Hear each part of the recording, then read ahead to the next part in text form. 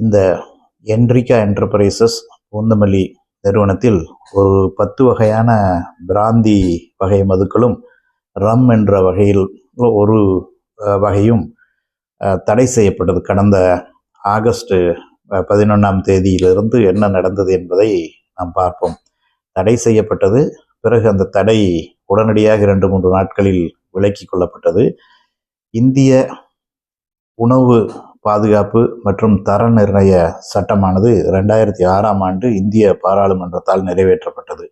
2008ஆம் ஆண்டு தர நிர்ணய உணவு பாதுகாப்பு ஆணையமானது மத்திய அரசால் அமைக்கப்பட்டது.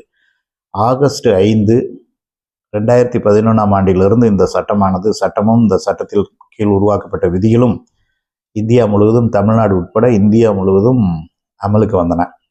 இந்த நிலையில் 15 ஆண்டுகள் கழித்து தற்பொழுது இந்த மது தொடர்பாக ஆகஸ்ட் 11ஆம் தேதி அன்று 50 கோடி ரூபாய்க்கு மேல் ஒரு வருஷத்துக்கான ஆனுவல் டர்ன் ஓவர் இருக்கக்கூடிய நிறுவனங்களுக்கு லைசன்ஸ் கொடுக்கக்கூடிய அதிகாரம் மத்திய அரசின் கீழ் செயல்படக்கூடிய உணவு பாதுகாப்பு துறைக்கு இருக்கின்றது. இந்த குறிப்பிட்ட நிறுவனம் 50 கோடி ரூபாய்க்கு மேல் ஆனுவல் டர்ன் ஓவர் இருந்ததால் இந்த நிறுவனத்தை ஆய்வு செய்ய சென்னை தெற்கு மண்டல சென்னை மத்திய அரசு அதிகாரிகள் அந்த ஆகஸ்ட் 11ஆம் தேதி ஆய்வு செய்கின்றார்கள். ஆய்வு செய்த அன்றே தமிழக மதுவிலக்கு மற்றும் எக்ஸைஸ் கமிஷனர் அவர்களுக்கு அன்றே கடிதம் எழுதுகின்றார்கள். இந்த 11 வகையான மது என்ரிகா நிறுவனம் தயாரித்திருக்கக்கூடிய இந்த 11 வகையான மதுவில் இயற்கையாக இருக்கக்கூடிய சுவையூட்டி, nature identical flavours, artificial flavour, செயற்கையான சுவையூட்டிகள் கலந்திருக்கின்றதுனா காரணத்தினால் இந்த மது வகைகளை உடனடியாக விற்பனைக்கு தடை செய்யவும் இந்த செக்ஷன் 36 கீழ் உணவு பாதுகாப்பு துறை ஒரு கடிதத்தை தமிழக அரசின் கமிஷனர், எக்ஸைஸ் கமிஷனருக்கு எழுதுகின்றார்கள். கமிஷனர் உடனடியாக 12ஆம் தேதி அன்று அந்த கடிதத்தின் அடிப்படையில், அந்த ஆய்வின் அறிக்கையின் அடிப்படையில் டாஸ்மாக் மேனேஜிங் டைரக்டருக்கு, எம்டிக்கு இன்னொரு கடிதம் அவர்கள் எழுதுகின்றார்கள். அந்த கடிதத்தில் எழுதியிருந்தபடி இந்த டாஸ்மாக் உடனடியாக 13ஆம் தேதி இந்த 11 வகையான மதுக்களையும் எந்த டாஸ்மாக் பாரில், டாஸ்மாக் கடைகளில், FL2, FL3 மற்றும் இதர வகையான உரிமம் பெற்ற இடங்களில் விற்கக்கூடாது அப்படின்னு சொல்லிட்டு மொத்த ஸ்டாக்கையும் ஃப்ரீஸ் பண்ணுறாங்க.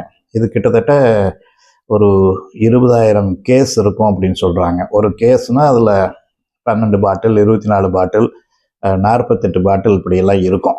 ஸோ கிட்டத்தட்ட இதனுடைய மதிப்பு சுமாராக ஒரு 7-8 கோடி ரூபாய்க்கு மேல் இருக்கும் என்று கணிக்கப்பட்டிருக்கின்றது. ஸோ இதன் பிறகு என்ன நடந்தது என்பது ஒரு மாயாஜாலம் போல, ஒரு மந்திரம் போல, ஆகஸ்ட் 14ஆம் தேதி அன்று மீண்டும் இந்த மத்திய உணவு பாதுகாப்புத்துறை அதிகாரிகள் இதை நீங்கள் இம்ப்ரூவ்மெண்ட் நோட்டீஸாக இந்த நிறுவனம் கொடுத்த அறிவுரைகளின் பேரில், அஸ்யூரன்ஸ், எங்களோட உறுதிமொழியின் பேரில் நாங்கள் இந்த மாதிரி இதை இம்ப்ரூவ்மெண்ட் நோட்டீஸாக மாற்றிருக்கோம்.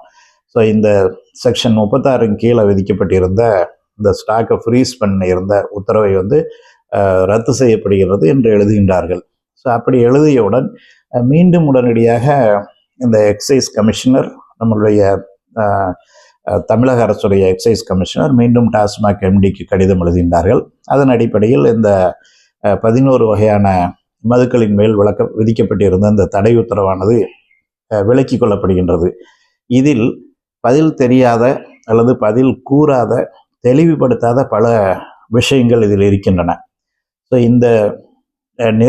இந்த ஆர்டிஃபிஷியல் ஃப்ளேவர் அல்லது நேச்சர் ஐடென்டிக்கல் ஃப்ளேவர் கலந்து இருக்கிறதா என்பதை 2 வகையில் கண்டுபிடிக்கலாம். ஒன்று, ஆய்வக பரிசோதனைகளை மேற்கொண்டு, ஆய்வக பரிசோதனைகளின் அடிப்படையில் வரக்கூடிய ரிசல்ட்டு, நம்ம ஒரு ஃபுட் சேஃப்டி ரூல்ஸ் படி 4 சாம்பிள் எடுக்கிறோம்.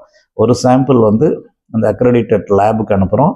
மீதி 2 சாம்பிள், ஒரு சாம்பிள் அந்த நிறுவனத்துக்கு கொடுத்துட்றோம். மீதி 2 சாம்பிள் அந்த உணவு பாதுகாப்பு ஃபுட் சேஃப்டி ஆஃபீஸர் அல்லது டெசிக்னேட்டட் ஆஃபீஸருடைய அவங்கள்ட்ட அந்த மீதி 2 சாம்பிள் இருக்கும். ஸோ இந்த நடவடிக்கை 11ஆம் தேதி எடுக்கப்பட்ட நடவடிக்கை ஆய்வக ரிப்போர்ட்டின் அடிப்படையில், லேப் ரிசல்ட் அடிப்படையில் எடுக்கப்பட்டதா, இல்லை இவர்கள் ஆய்வு செய்த பொழுது அங்கே இந்த செயற்கை சுவையூட்டிகள் அல்லது இயற்கையாக இருக்கும் சுவையூட்டியை போல் இருக்கக்கூடிய செயற்கை சுவையூட்டிகள் இது அங்கே ஸ்டாக் இருந்திருக்கு, அதை அந்த மேனுஃபேக்சரிங் ப்ராசஸில் இந்த 11 வகையான மதுவில் கலந்துருக்காங்க, இதனுடைய invoice, purchase bills, stock registers இதையெல்லாம் பார்த்து கூட நம்ம இதை கண்டுபிடிக்க முடியும். ஸோ இது மாதிரி அப்போ அதே மாதிரி இயற்கையான சுவையூட்டிகள் அங்கே இல்லை, அங்கே இருக்கக்கூடியதை தயாரிப்பதற்கு பயன்படுத்தக்கூடியதெல்லாம் செயற்கையான சுவையூட்டிகள் என்று சொல்லும் பொழுது நமக்கு ஒரு சந்தேகம் வரும். அந்த சந்தேகத்தின் அடிப்படையில் அந்த நடவடிக்கை எடுக்கப்பட்டிருக்கலாம். எப்படி இருந்தாலும் அந்த நிறுவனம் ஒரு அப்பீல் செய்யும் பொழுது அந்த குறிப்பிட்ட எந்தெந்த மது வகைகளை நாம் தடை செய்திருக்கின்றோமோ அந்த மது வகைகளை மீண்டும் ஆய்வக சோதனைக்கு உட்படுத்தலாம், அல்லது ஏற்கனவே ஆய்வக சோதனையின் அடிப்படையில் இந்த நடவடிக்கை எடுத்திருந்தால் அந்த 2வது சாம்பிளை நம்ம டெஸ்ட் பண்ணுறதுக்கு வேறு ஆய்வகத்துக்கு நம்ம அனுப்பலாம். இப்படி எதுவுமே செய்யாமல் இதை நம்ம இம்ப்ரூவ்மெண்ட் நோட்டீஸ் அப்படிங்கிற பேரில் இதை ஒரு இம்ப்ரூவ்மெண்ட் நோட்டீஸாக மாற்றினது.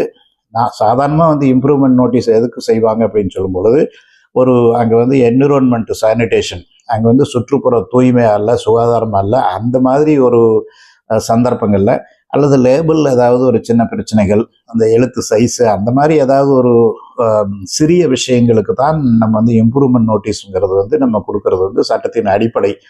இது ஒரு சட்டத்தால் தடை செய்யப்பட்ட இது கலப்படம். இதை எப்படி இவங்க ஒரு இம்ப்ரூவ்மெண்ட் நோட்டீஸாக இதை கன்வெர்ட் பண்ணாங்க அப்படிங்கிறது ஒரு விடை தெரியாத ஒரு கேள்வியாக இருக்கின்றது.